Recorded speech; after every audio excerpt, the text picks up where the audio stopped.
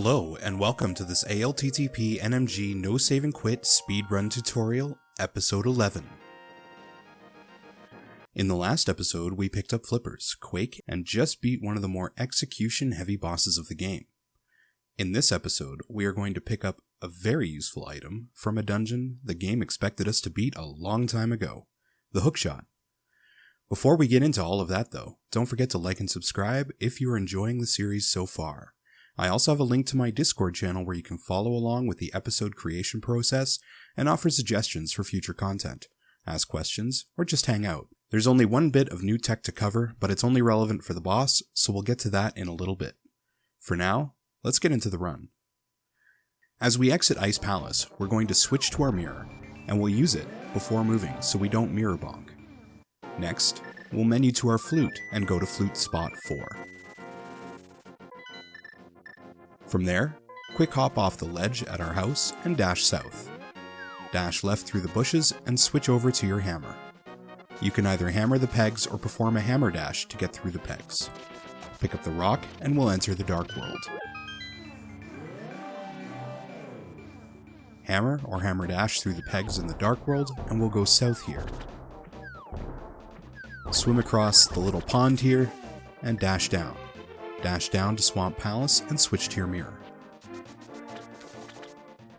Getting the quick warp here takes a little practice as it's very precise and there isn't really a good lineup. Play with the practice hack to find a good visual cue that works for you. I tend to go by feeling and that works about 50% of the time. Once mirrored to the light world, go into the dam and we'll erase the block by spamming the Y button as you push the block and then go through the door. Pull the right lever and start your dash as you pull. Go back the way you came. You can get another quick warp here, but it's just as annoying as the first one. The practice hack will really help you find a lineup that works for you. Switch to your hammer once more and we'll enter Swamp Palace. In this room we want to swim left and then diagonally, and then dash straight up as the spike is passing us. You should be able to kill all 3 enemies with this dash, but it's RNG dependent, so if you miss one, you will need to go back and kill it for the chest to appear. Grab the key out of the chest and go down the stairs. Move a little right and dash down along the pots, picking up the last pot for a key. Go through the door. Walk diagonally left as soon as you get into this room and start your dash at the fireball shooter. Go down the stairs and dash through the door. Walk up to the pot, hit it with the hammer, and dash down. If done right, you should pick up the key. Walk up the stairs and go through the locked door. Move a little left, dash up, and hit the bottom whack-a-mole and push the lever. Hold left after the lever moves and you should make it almost to the end of the wall by the time the water starts filling the lower floor. Dash down as soon as you can. Go back into the water and swim left and go through the left door. Dash left off the platform, dash left in the water and go up the left stairs and through the door. Dash left, pick up the pot. Go down the stairs and dash through the door. Walk up to the pot as before, hit it with the hammer and dash out of the room. Dash up the stairs, walk right and up in line with the door, and dash right out of the room. Dash right off the platform, dash up, dash left, and take the upper left stairs. You can hit this switch through the wall. Once the pegs are down, flood the room as before and hit the switch as you dash out of this room.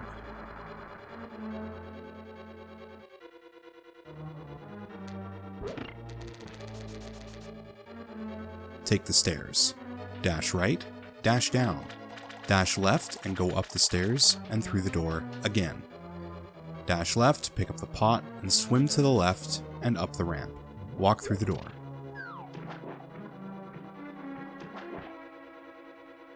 Dash left immediately, and then we'll push the bottom block left and the middle block up. Take the stairs, dash up, and walk to the staircase.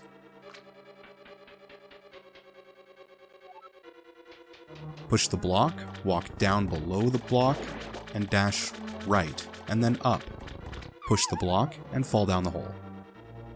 Hammer dash right through the door, and then dash along the pots and open the chest for the big key. Don't forget to mash L and R through the text. Dash left to the door, dash left off the platform, dash down and up the stairs. Walk up and dash right. Walk down and right and back into the water and go back to the right. Walk right, up, and dash right. Dash right and go up the stairs to collect the hook shot from the big chest. Switch to it immediately and use it to get to the pots on your right for a key. Dash left off the platform, make your way back up the stairs, use the hook shot to pull you to the big chest, and then hook to the pots at the top of the room. Here we have another statue push. There are two ways to do this. Method 1. You can either hook dash to the left pot, which puts you into the spin speed state. This makes it easier to pick up the pot that we cover with the statue. Method 2.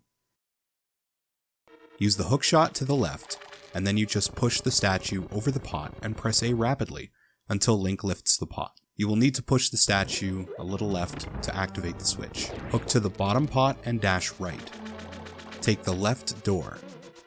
You can either dash straight up and hope the berry doesn't electrify you, or you can stop your dash short of him and use your hook on him and walk through. You can also do 2 sword slashes as you enter the room, which should buffer enough time that you can just dash straight through. Push the lever to drain the lower floor, and go down the stairs and through the door. Dash left and up. Dash right and up at the second to last waterfall. Here the 2 left pots will have hearts if you need them.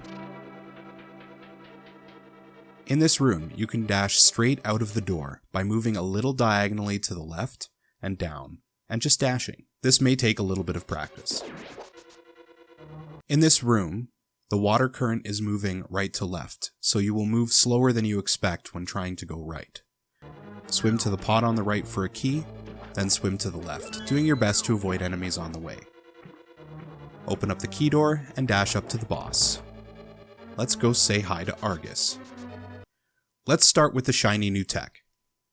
As I touched on earlier, performing a hook dash will put Link into the spin speed state where you can't swing your sword. The upshot of this is that if you're already holding out your sword, anything that hits your sword takes full sword swing damage, similar to a poke dash. The reason this is important for this boss is that you can hold out your sword, do a hook dash to quickly kill the puffs that surround Argus. Let's talk about how you go about killing Argus with hook speed. As I mentioned before, you will need to hold down B, and then press Y and A simultaneously to start the trick off. As the puff makes contact with your sword, you will need to press Y before your sword retracts. This is similar timing to a poke dash, and will keep your sword extended.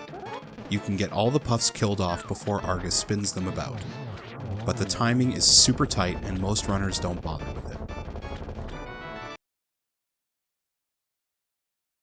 The other way of doing this is to start pulling puffs to you and slashing them. As Argus gets close to you, you can move to the right and continue the same strategy. You can alternatively do the hook dash strat when you are on the right side of Argus, and the timing is much easier to get down. Once all the puffs are gone, you will need to tap A to get out of spin speed, if you've used that strat, and stand off the bottom wall about 2 or 3 tiles, and be close to the center of the room with the fire rod at the ready and your sword out. When you hear Argus drop, move to the right.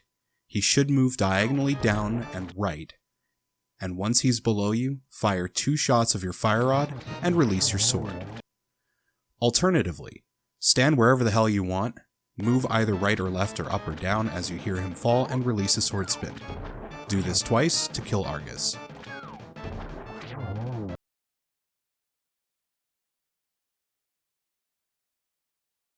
Once he's down, pick up the heart, give Link a little mustache with the shadow of the crystal for the quick pickup, and get ready to do some mashing. As you mash through the text and contemplate what you're doing with your life, just remind yourself that you are only 3 dungeons away from the final boss, and don't forget to split your timer at the sound of the victory swing.